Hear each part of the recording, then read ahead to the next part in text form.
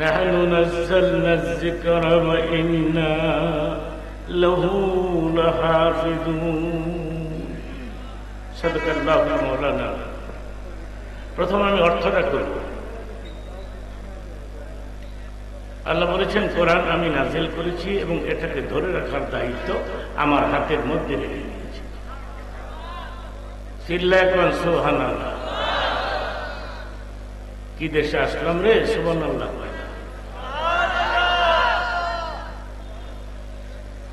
সুবহানাল্লাহি তামলাউল মিজান। হাদিস শরীফের মধ্যে আছে, এই পৃথিবীতে যারা বেশি বেশি করে সুবহানাল্লাহ পাঠ করবে, হাসরের ময়দানে মিজানের পাল্লায় ওদের ওজনকে ভারী করে দেওয়া হবে। তামলাউ মা বাইনাস সামাই ওয়াল আরদ। এই কথাটা আরো কঠিন। এটার অর্থ শোনার পরে সুবহানাল্লাহর চিৎকার মেরে পাঠ করতে হবে। এই পৃথিবীতে কেউ যদি বলে শুধু একবার সুবহানাল্লাহ, সঙ্গে সঙ্গে গোটা দুনিয়ার ফাঁকা জায়গাটা ওই ব্যক্তির নামে নেক দিয়ে পরিপূর্ণ করে দেওয়া হয়। নারে তাকবীর, নারে তাকবীর, নারে রিসালাত। রিসালাতের উপরে তাকবীর তো আমি সবসময় দিই, নূতন কথা নয় এটা। রাসূলের শানে তাকবীর দিলাম না, কি দিব তাই? চিৎকার করে বলে নারে তাকবীর, নারে রিসালাত। আমি কি কথাবার্তা বুঝতে পারতেছি? বাংলা বয়ান করতেছি বাংলায়। আমার দিকে নজর করে আছেন সবাই। এটাকে হাদিসের অর্থ করি।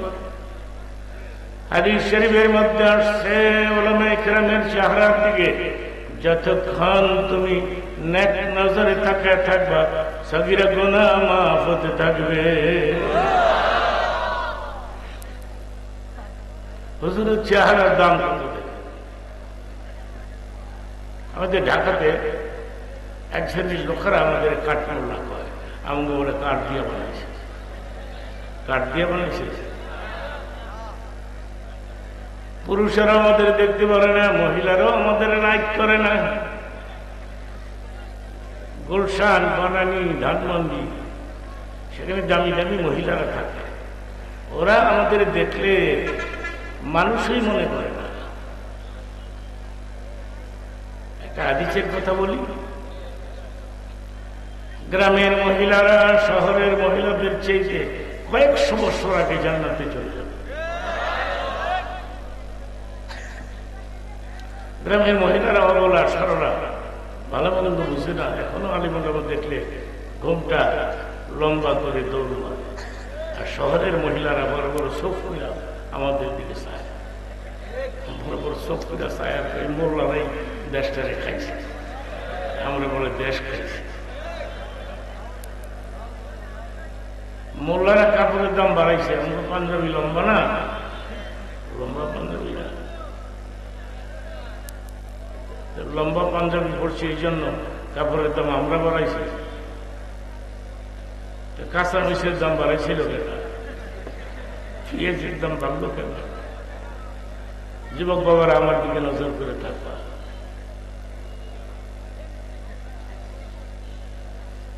একসাথে দুই বান্ধবী একসাথে ইউনিভার্সিটি থেকে লেখাপড়া শেষ করে বের হয়ে আসছে। একজনের বিয়ে হয়েছে ইংরেজি শিক্ষিত বড় অফিসারের কাছে, আরেকজনের বিয়ে হয়েছে হুজুরের কাছে। অনেক বছর পর দেখা হয়েছে, কেমন আছো, কেমন আছো, তুই কেমন আছো, তুই কেমন আছো। এখন যে বেটি হুজুরের কাছে বিয়ে হয়েছে, এ বেটি একটু দোয়া করিস, আমি আমার একটা বাচ্চা হয়েছে। হুজুরের কাছে বিয়ে হয়েছে যে একটা বাচ্চা হয়েছে। এখন অফিসারের বউ এটা কষ্ট কি, তোর না হুজুরের কাছে বিয়ে হয়েছে, দুনিয়া কিয়ামত করে লেছে, তাহলে আমরা বিয়ে শাদী করতাম না? কি বলেন, বাচ্চা টাচ্চা আমাকে লাগতো না?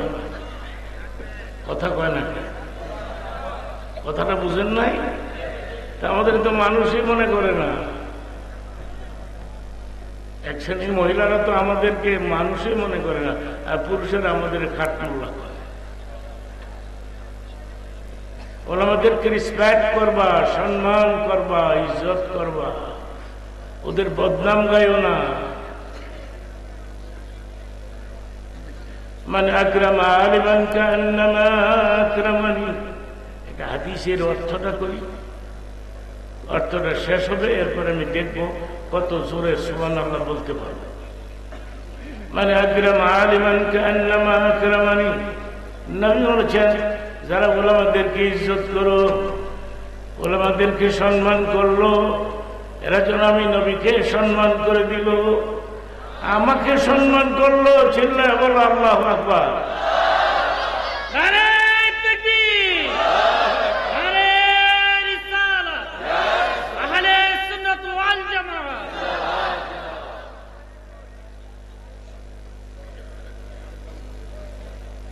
ওলামাদেরকে সম্মান করবা, ওলামাদেরকে ইজ্জত করবা।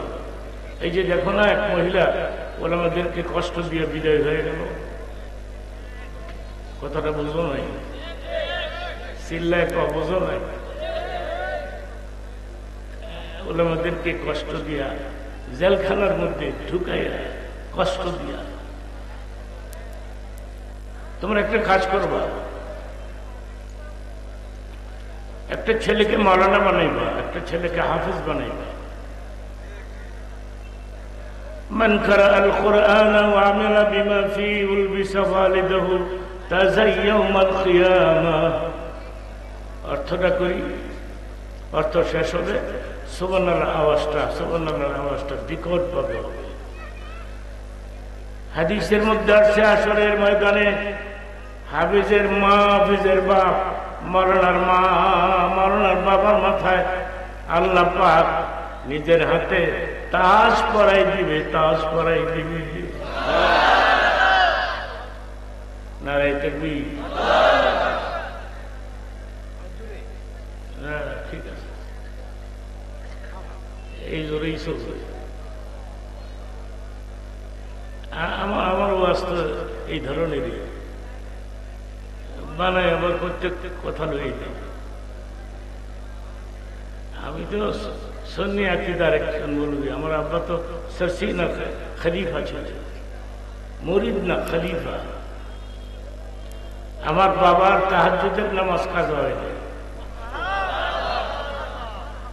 রাত ৩টা-৪টার দিকে একটা ঘন্টার মতো আওয়াজ হইতো, যে রুমে আমার বাবা ঘুমাইতেন, ঘন্টার মতো আওয়াজ হতো। আমি বলতো, মাগো ঘন্টা বাজে কোথায়? তোর বাবা জিকিরের মুরাকাবায় বসেছে।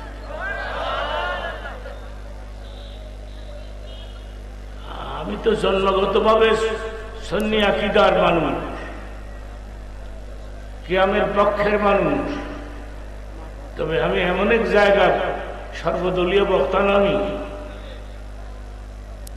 রাজশাহীতে গেছিলাম, ওখানে তো আহলে হাদিসের লোকজন ভরা, জামাতের লোক ভরা। লোকেরা বললো আপনি একটু কিয়াম করেন। আমি বললাম এখানে আমি কিয়াম করব, তবে করি এমন জায়গার মধ্যে যেখানে সমস্ত লোকেরা কিয়াম করে, ঠিক কিনা? এখানে আমি অযথা দাঁড়াবো। দুই মৌলবী দাওয়াত দিয়েছে, একটা ওহাবি একটা সুন্নি।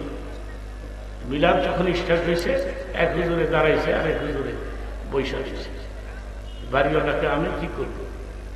আমি অর্ধেক খারাইলাম, অর্ধেক বললাম।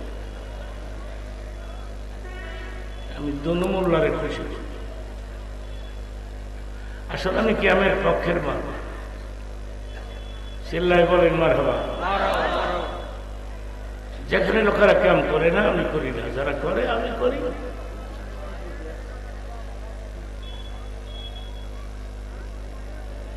তোমাদেরকে অনুরোধ করে গেলাম, কোথায় একটা এয়ারপোর্টে বসা ছিলাম আমি, যশোর নাকি কোথায় যেন, হঠাৎ করে একটা লোক থানার ওসি সাহেব এসে আমাকে দেখে চিনতে পারছে, চিহ্ন বলতেছে আপনি কি যুক্তিবাদী? আমি বললাম ইয়েস। আজ থেকে 18 বছর 20 বছর আগে আপনার ওয়াজ শুনে আমি আমার একটা সন্তানকে হাফেজ বানাইছি। আপনি তো হাফেজের বাপ, আপনার কত ডিমান্ড, আপনি হাফেজের বাপ। বলে আপনি ওসি মানুষ, ঘুষ টুস খান না এখন? এখন খাই না। আমার ছেলে আমার ডাক দিয়ে বলে বাবা তুমি না হাফেজের বাপ, হাফেজের বাপ হয় তুমি ঘুষ খাইবা? এতদিন ঘুষ খাইতাম কিন্তু বরকত হইতো না, এখন ঘুষ খাই না বরকত হয়। চিল্লায় বলো সুবহান। এটা ওসি। আপনারা জানেন আমি আমার ওয়াজের বয়স কত? 60 বছর। 60 আজকাল কালকা স্টার্ট দিছি, আর কত ওয়াজ করতাম। এখন তো আমি ওয়াজ করি না, এই 15-20 মিনিট কথা বলে চলে যাই। আপনার মনোযোগ দিয়ে শুনতেছেন তো? চিল্লা এখন আমার দিকে নজর করে আসেন তো? পছন্দ হয়েছে?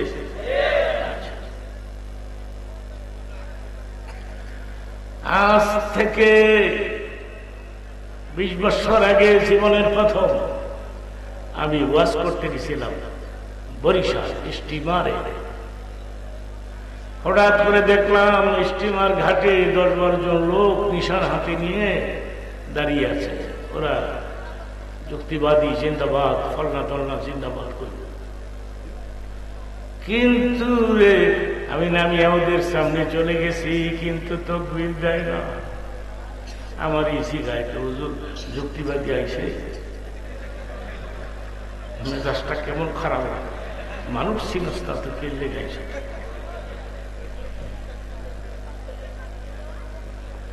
তাকবীর দেয় না কেন? পছন্দ হয় না। একটু কাঠিন দৌড়ছি। আগে তো নর্মাল চলতাম আমি, নর্মাল একটা পাঞ্জাবি আর একটা লুঙ্গি আর একটা গামছা। কিসাও যুক্তিবাদী হলাই, ইদানি একটু কাঠিন দৌড়ছি। সব বক্তারা যখন ধরে আমিও দৌড়ছি। আমি চিন্তা করে দেখলাম কাঠিন না ধরলে দাম দেয় না।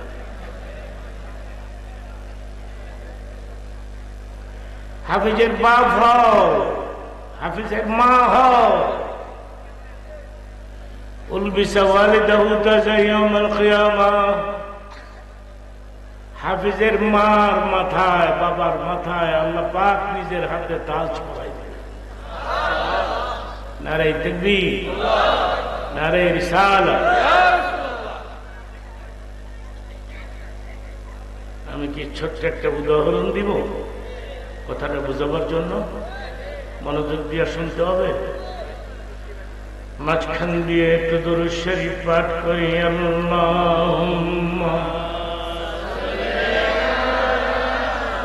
সাইয়্যিদিনা মাওলানা ওয়া আলা আলি সাইয়্যিদিনা। একটু জিকির করি সুবহানাল্লাহ, আলহামদুলিল্লাহ, লা ইলাহা ইল্লাল্লাহ। হয় না, আমি এত ছোট্ট আওয়াজে পছন্দ করি না।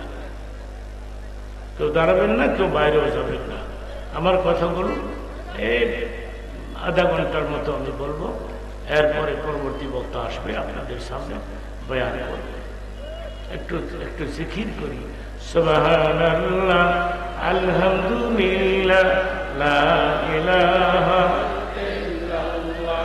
সুবহানাল্লাহ, আলহামদুলিল্লাহ, লা ইলাহা ইল্লাল্লাহ।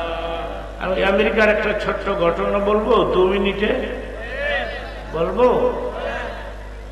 30 বছর ধরে আমি আমেরিকাতে আসা যাওয়া করি, এভরি ইয়ার, প্রতি বছর। এবারও আমেরিকা ওই আসলাম এই বৃদ্ধ বয়সে, আলহামদুলিল্লাহ। চলাফেরা করতে পারি না, 2-4 জনে ধৈর্য আমার স্টেজে উঠান লাগে, এর ফাঁকে আমেরিকা হয়ে আসলাম। আজ মনোযোগ দিয়ে কথাটা শুনতে হবে। আজ থেকে 12 বছর আগে, 12 বছর সম্ভবত হইতে পারে, 12-13 বছর আগে এটা হঠাৎ করে স্পেশাল একটা প্রোগ্রামে আমাকে দাওয়াত করা হলো। আমি গেলাম মিশিগানে, ডেট্রয়েট, বিগ সিটি, বিরাট বড় শহর।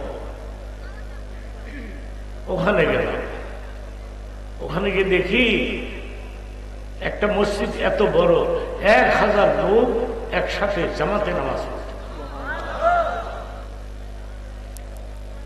গিয়ে শুনলাম এই পৃথিবীতে 8 জন হার্টের বড় ডাক্তার আছে, হার্টের বড় ডাক্তার 8 জন। একজন মিশিগানে থাকে, একজন মিশিগানে থাকে। মাসের আগে সে মুসলমান হয়ে গেছে।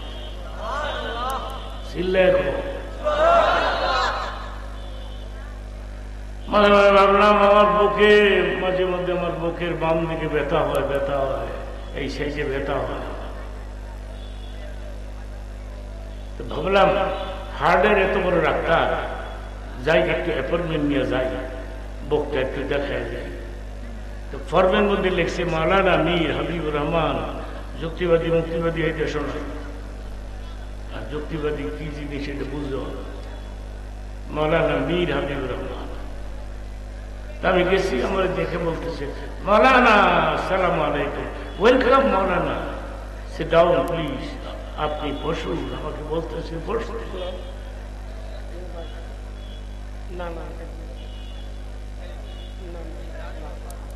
আরে মাওলানা, তুমি কি মাওলানা? আমি বললাম ইয়েস। তো তুমি কেন আসছো আমার বুক দেখাইতে? বুকের মেডিসিন তো, ঔষধ তো কোরআন শরীফের মধ্যে আছে।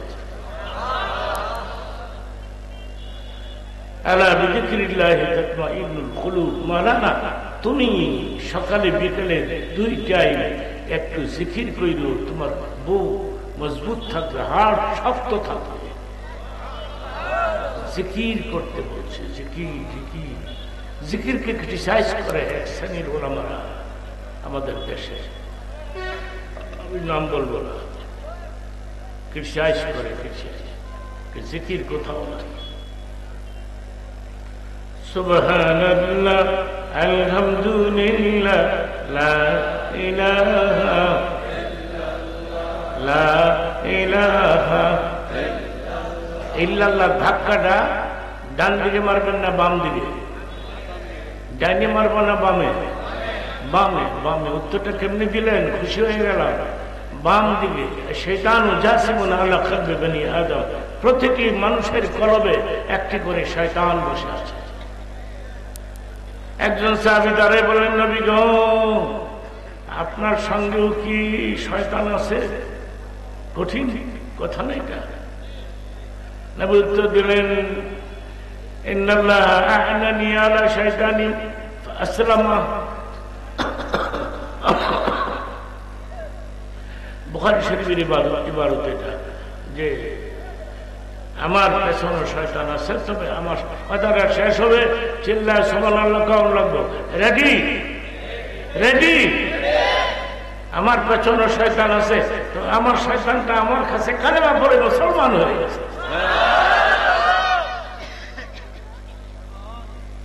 লা ইলাহা ইল্লাল্লাহ, লা ইলাহা ইল্লাল্লাহ। মাওলানা, তুমি একটু জিকির কইরো। ডাক্তার আমাকে বলে জিকির কইরো। আমি বললাম, ডাক্তার, যে টুকরাটা তুমি পাঠ করছো ওইটাকে যদি আমি তেলাওয়াত করে তোমাকে শোনাই, তুমি কি শুনবে রে? ইয়েস, তুমি একটু শোনো, তেলাওয়াত করো তো। আমি একটু কণ্ঠ দিয়া এই টুকরাটাই সে যে পাঠ করছে এটা একটু কণ্ঠ দিয়া সুন্দর করে শোনাই দিলাম। আলা বিযিকরিল্লাহি তাতমাইন্নুল কুলুব। মাওলানা, ভেরি টেস্টি, ভেরি টেস্টি, অনেক টেস্ট লাগে মাওলানা। তুমি একটা সূরা তেলাওয়াত করে শোনাইবা? আমি সূরা ইখলাস। যুবক বাবারা, তোমাদেরকে একটা আমল করতে বলবো। ঘুমাবার আগে 3 বার খুলফাল্লাহ পাঠ করে মুখে ফু দিয়ে ঘুমাইবা। শয়তান তোমাকে ডিস্টার্ব করবে না, শরীর নাপাক হবে না। সুবহানাল্লাহ। কয়বার? সূরাতুল ইখলাস তা'দিলু সুলুসাল কুরআন। একবার কেউ যদি কুলহুয়াল্লাহ পাঠ করে কোরআনের 3 ভাগের 1 ভাগ পড়ার সওয়াব হয়ে যায়। আমি সূরা ইখলাসটা তেলাওয়াত করে শোনাইলাম, শোনাবার পরে বলল, মাওলানা ভেরি টেস্টি। তুমি জানো আমার ভিজিট কত? আমি বললাম $500 ভিজিট। আমি $250 তোমাকে মাফ করে দিলাম। আর আস্তে সুবহানাল্লাহ।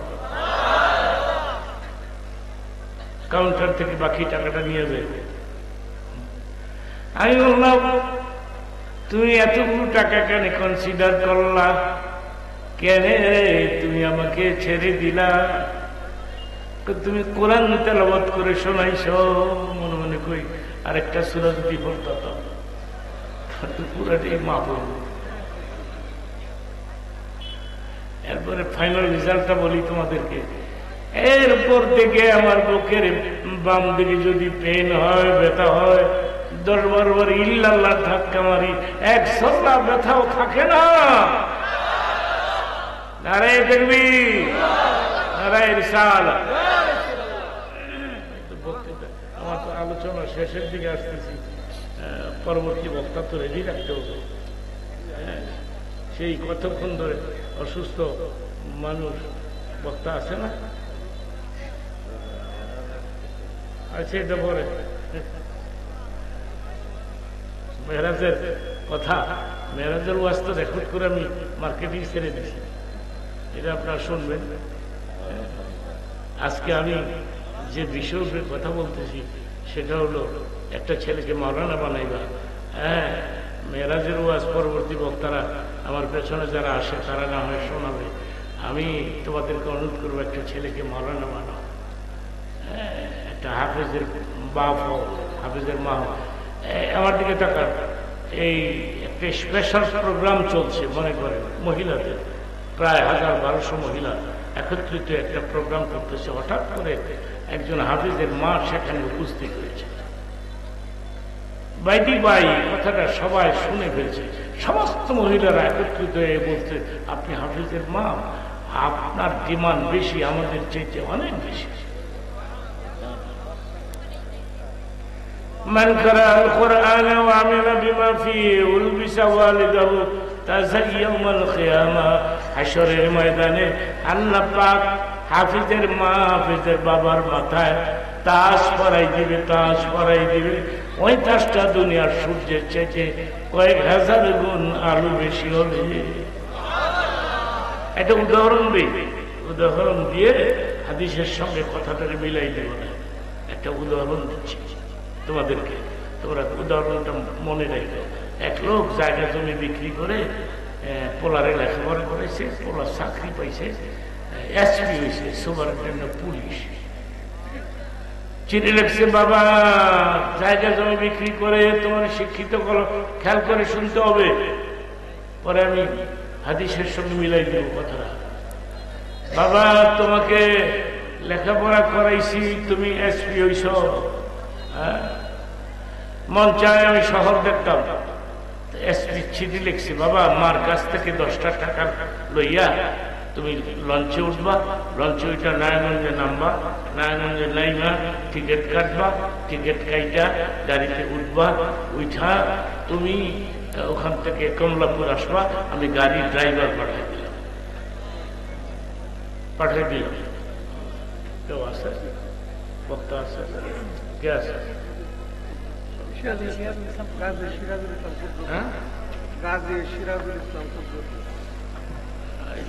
নামটা বলে।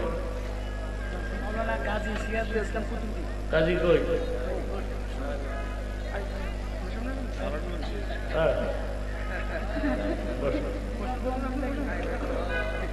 গাজী আসছে, আমি আমার কথাটা শেষ করি। আপনি বসুন। জি বসুন। বসেন, এখন মাইক দেওয়া হবে আপনাকে, অসুবিধা নেই। তারপরে গ্যাসুদ্দিন সাহেব তিনি আরেক 2-3 জায়গায় ওয়াজ করে আইব, তো একটু দেরি হইব। আর আপনারা তো রাত বেশি হয় না, এরপরে দেখবেন তাহিরি আইলে আরো লোকেরা আর শুনছে। আমি এক্সাম্পলটা শেষ করি, তারপরে কি হলো। তারপরে 10 টাকা মার কাছ থেকে লইয়া লঞ্চে উঠল, নারায়ণগঞ্জ টানছে, পরে কমলাপুর আসছে, গাড়ি পাঠাইছে ড্রাইভার লয়ে গেছে বাসা। বাবা তুই ঠিক মতো আইস, কিন্তু রে যারা শহরে থাকে গ্রামে গেলে ভাল লাগে না, গ্রামে থাকলে বেশি দিন ভাল লাগে না, ঠিক কিনা? ডাক দিয়ে বলে, বাবা আমি গ্রামের মানুষ, তাড়াতাড়ি করে পাঠাই দাও, আমার শ্বাস বন্ধ হয়ে আসতেছে। আমি একটা উদাহরণ দিচ্ছি, পরে আমি হাদিসের সঙ্গে মিলাই দেব কথাটা। তো ড্রাইভারকে ডাক দিয়ে বলছে, আমার বাবাকে এই কমলাপুর স্টেশনে একটা air condition building, air condition, বসো তুমি, তুমি বসো না, না এটাই ডিস্টার্ব হইতেছে। তুমি বক্তার নাম বলবা আমার পরে, ঠিক আছে? অসুবিধা নেই, বসো আমার সামনে, বসো এখানে, বসো, একটা চেয়ার দেন, বসো। এরপরে পরবর্তী বক্তা ওয়াজ করবে। লেট মি ফিনিশ, আমার কথাটা শেষ করতে। আমার বাবারে, ঠিক আছে ঠিক আছে, আমার বাবারে ড্রাইভারে ডাক দিয়ে কয়, আমার বাবারে কমলাপুর স্টেশনে একটা রিজার্ভেশন এয়ার কন্ডিশন রুমের মধ্যে বসাই দিয়া আর একটা সোতা দিয়ে দিলাম, সেখানে বাবার অ্যাড্রেস, ঠিকানা, এসপি, সিল, ছাপ্পর সব দিয়া সোতাটা বাবার পকেটে দিয়া কয়, এই সোতাটা তোমার পকেটে রাখো, রাস্তাঘাটে বিপদ হইলে তুমি এই সোতা বার করো। তো ড্রাইভার বসাই দিয়া এয়ার কন্ডিশন রুমে বসাই দিয়ে আইয়া বসে। তারপরে 2 পুলিশ উঠছে, 2 পুলিশ উঠা দেখে যে একটা এয়ার কন্ডিশন রুমের মধ্যে এমন এক বুড়া বৈশা রয়েছে, এইটা পছন্দের না। এই বুড়া, টিকিট আছে? টিকিট আছে? আমার টিকিট লাগে না। বুড়ার পাওয়ার কত বেড়ে, টিকিট লাগে না। বের হও, জলদি বের হও, টিকিট যখন লাগে না বের হও। যখন বের করতে গেছে তখনই ওই সোতাটা বের করে দেখে যে পুলিশ, দেখো তো এটার মধ্যে কি লেখা আছে, কার সাইন আছে। নজর করে দেখে এসপি সাইন, দস্তখত, এটা আমার বাবা। এখন এক পুলিশ আরেক পুলিশের কিরে দাঁড়াবি না দৌড় মারবি, ফোনটা করবি, কি করবি?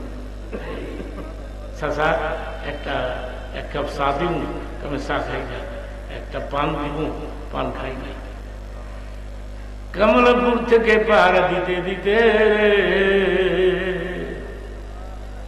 নিয়ে গেছে লঞ্চের ঘাটে, সারেঙের পাশে বসাই দিয়ে কয়, ও সারেং, এটা এসপি বাবা, গ্রাম সোজা, লঞ্চ থামাইয়া নামাই দিও। উদাহরণ দিলাম, এখন আমি হাদিসের সঙ্গে মিলাই দিই। মরনা যুক্তিবাদী এসপির বাবারে পুলিশেরা চিনছে সোতা দেখা, কিন্তু রে হাসরের ময়দানে ফেরেশতারা কেমনে বুঝবে আমি হাফিজের মা, আমি হাফিজের বাপ? উলবিসা ওয়ালিদাহু তাযায়্যুল কিয়ামা, আল্লাহ পাক নিজের হাতে হাফিজের মার মাথায়, বাবার মাথায় তাজ পরাই দিবে। ফেরেশতারা তাজ দেখে বুঝতে পারবে এটা হাফিজের মা, হাফিজের বাপ। চলেন চলেন জান্নাতুল ফেরদাউসে পৌঁছে দেই। এই জন্য একটা ছেলেকে হাফিজ বানাইবা, একটা ছেলেকে মাওলানা বানাইবা, হাফিজের মা হইবা, হাফিজের বাপ হইবা। মাদ্রাসার অভাব নাই, আমি কিন্তু হাফেজ না, আমার পোলারও আমি হাফেজ বানাইতে পারি নাই।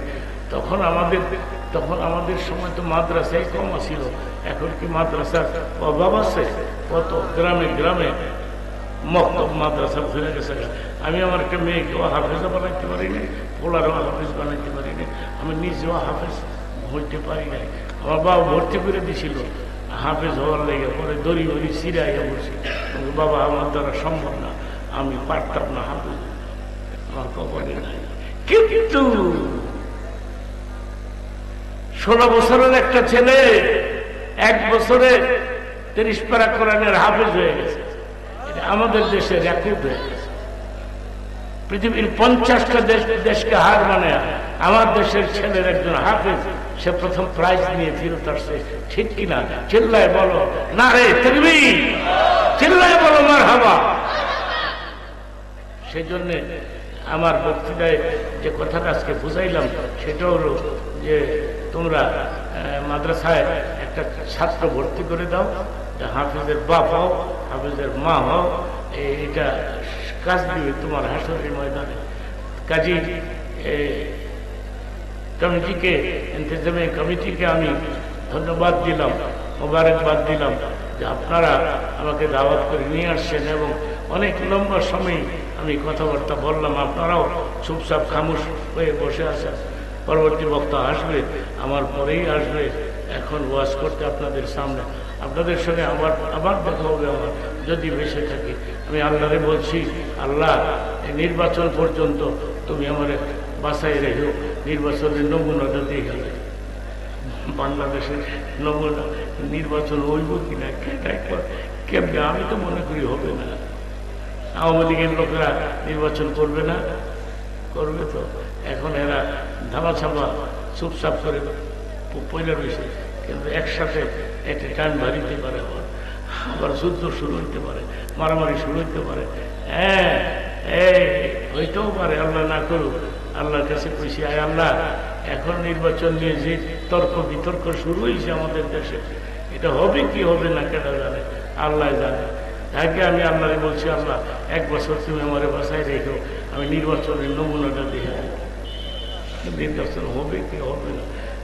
সেই জন্যে পরিবেশ ভালো রাখতে হবে, পরিস্থিতি ভালো রাখতে হবে, নজর রাখতে হবে। শুনতেছি ইদানিং প্রধানমন্ত্রীকে আবার আইবে ভোট করিয়া, আমি তো জাগাই ভাই না কোন আন্দাই, কোন গ্রামটা দুধ বসে যেন তো ধরবো এনেই দুই মেয়েরা, ঠিক কিনা বলো? বাঁচার কোনো কথা। সুতরাং সে আসবে না, সে বিদেশেই থাকতে থাকতে ওখানেই হাটমাট ফেল করে মারা যাবে। তারপরে তার মেয়েরা, তার ছেলেরা কেউ এই দেশে আসতে পারবে না। নির্বাচনটা সুষ্ঠু হোক, আল্লাহর কাছে আমি দোয়া করি, মাহবুদের কাছে দোয়া করি। একটু ছোট্ট মুনাজাত দিয়ে গেলাম, আল্লাহুম্মা আমিন। আল্লাহ পাক হাজার হাজার মুসলমান নরনারী তারা বয়ান শুনতে আসছে, বক্তারা একের পরে এক আসবে, বয়ান করবে, সবার বয়ানই শুনতে পারি, সেই ধৈর্য তুমি আমাদের দিও। আল্লাহ, আমাদের মধ্যে মা বাপ দাদা দাদি যারা নাই এদের তুমি মাফ করে দাও। আল্লাহ, এখানে লক্ষ লক্ষ টাকা ব্যয় করা হয়েছে। হ্যাঁ, মাস্টার সাহেব খসরু ভাই দাওয়াত দিয়েছে, আমাকেও দাওয়াত দিয়েছে, সমস্ত বক্তাদেরকে দাওয়াত দিয়েছে। একটা ঐতিহাসিক ওয়াজ মাহফিল, আমি কল্পনাও করতে পারি নাই এত বক্তা এখানে দাওয়াত দেওয়া হয়েছে। আল্লাহ, আজকের এই মুনাজাতটা তুমি কবুল করে নাও। যুবক ছেলেরা আসছে ওয়াজ শুনতে, তুমি এদেরকে নামাজি বানায় দাও। আল্লাহ, নামাজ ছাড়া তো কোনো কাজ হইতো না, নামাজ পড়নই লাগবে, নামাজ পড়তে হবে, তুমি সবাইকে নামাজি বানায় দাও। আর বিশেষ করে আজকের বক্তৃতায় আমি বলে গেলাম, একটা ছেলেকে হাফেজ বানাইতে পারি, একটা ছেলেকে মাওলানা বানাইতে পারি, আলেম বানাইতে পারি, সেই বুঝ তুমি আমাদেরকে দিয়ে দিও। মহিলারা আসছে, এদের জন্য দোয়া করে গেলাম, খাদিজাতুল কুবরার ক্যারেক্টার দিয়ে দিও, হযরত আয়েশার ক্যারেক্টার দিয়ে দিও।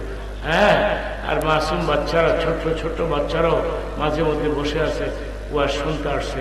আল্লাহ, এরা আমাদের সঙ্গে হাত তুলছে, এদের হাতের খাতিরে তুমি আমাদেরকে মঞ্জুর করে দিও। মৌতের দিনে মোদের জবানে জারি রেখে দিও তুমি লা ইলাহা ইল্লাল্লাহ মুহাম্মাদুর রাসূলুল্লাহ। আসসালামু আলাইকুম।